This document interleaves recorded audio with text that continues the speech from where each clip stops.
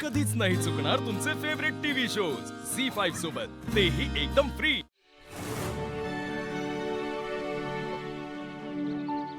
चला आता देवासमोर पत्रिका ठेवली म्हटल्यावर सगळ्यांना पत्रिका वाटता येतील ना आई? हो। अगं पण गुरुजी आले नाहीत अजून, राहिले कुठे?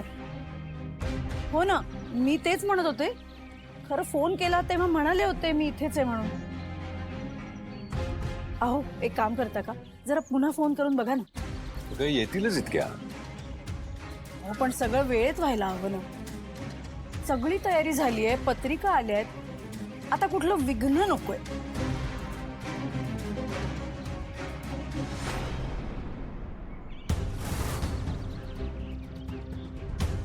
आलं विघ्न आलं।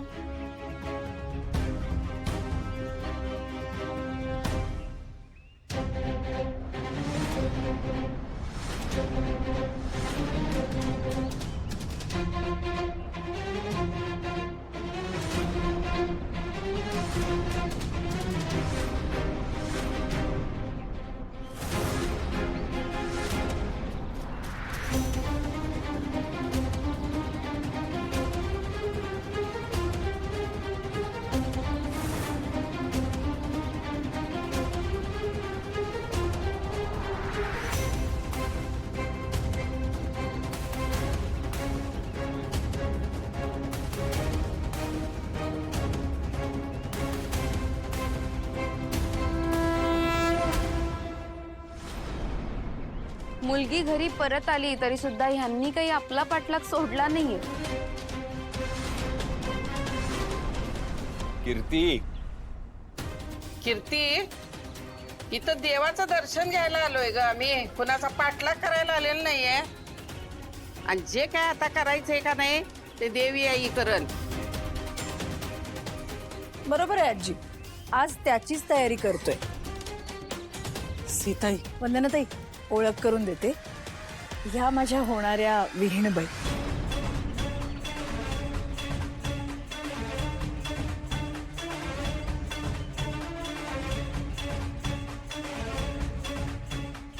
अहो गुरुजी बघा ना कुठे पोहोचले। हो ए बघ, अरे या गुरुजी। नमस्कार नमस्कार, माफ करा मला थोडा उशीर झाला। ठीक आहे ठीक आहे। खूप सुंदर आहे जोडी, वा।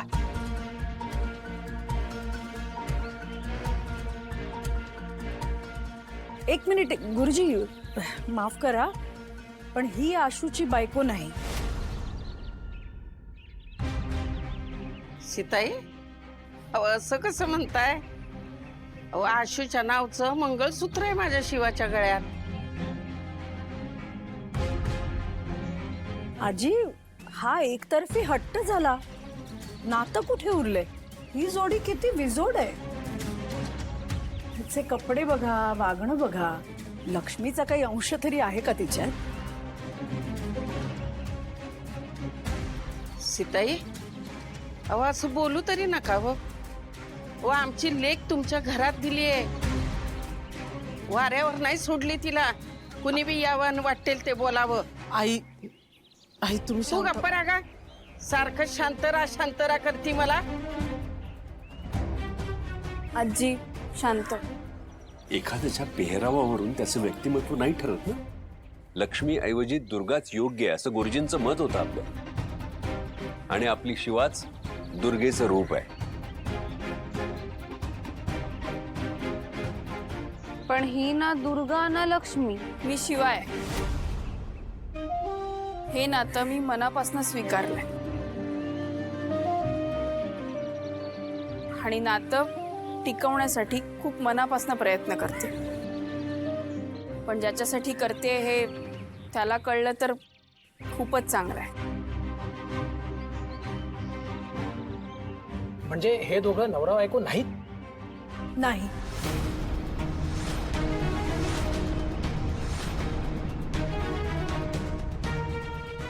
पण ह्या आजी म्हणतायत हे मंगळसूत्र ह्यांच्या नावाचे। तुटलंय हे लग्न। सीता, काय स्पष्ट सांगायलाच हवं ना। हा प्रश्न माझ्या मुलाचा आहे, त्याच्या नव्याने सुरू होणाऱ्या आयुष्याचा आहे। भाऊ सीताई हो, पुन्हा एकदा विचार केला असता तर पत्रिका छापल्यात आता. गुरुजी आम्ही आशू आणि नेहाच्या लग्नाची पत्रिका ठेवायला आलो.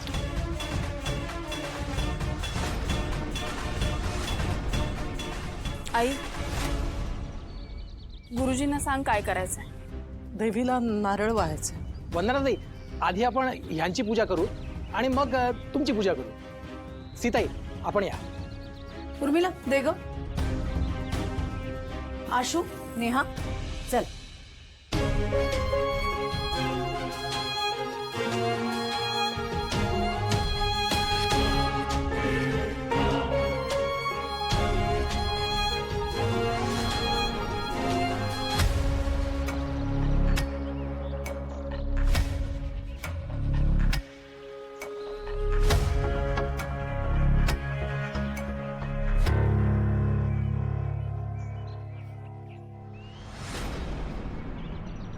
अगं एक कुठे चल ना. ऐक, तुला काही कळतंय का? दोन्ही घरातले इथे आहेत, आपलं इथे भेटणं रिस्की आहे. रिस्क घेतलीये मी, कारण तुम्ही इथे काय करायला आलात ना हे मला कळलं पाहिजे. काही नाही ग, आई शिवाला शपथ घ्यायला घेऊन आली. काय काय काय तिची अक्कड काही कमी होत नाही ना म्हणून. म्हणजे? काल तिने परत मारामारी केली.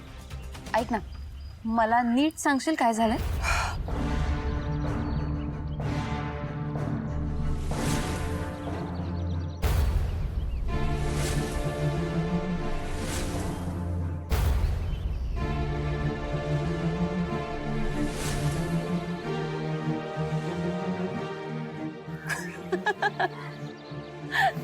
नाही, शिवाना सगळं स्वतःवर ओढून घेते, म्हणून तिचं वाईट करण्यासाठी ना आपल्याला काही वेगळं करायची गरज नाही पडत कित्येकदा.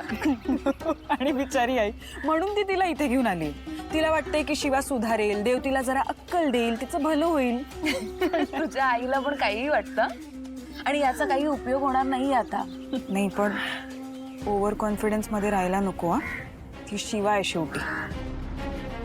आग जरी विझलेली दिसत असली तरी कधी भडका उडेल काही सांगता येत नाही. आणि आता तर प्रश्न आशूच्या आणि शिवाच्या नात्याचा आहे.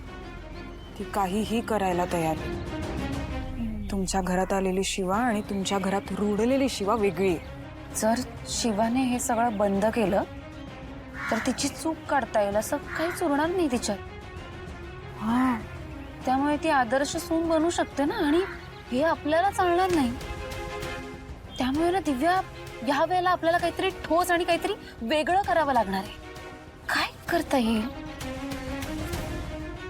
एक आयडिया. काय?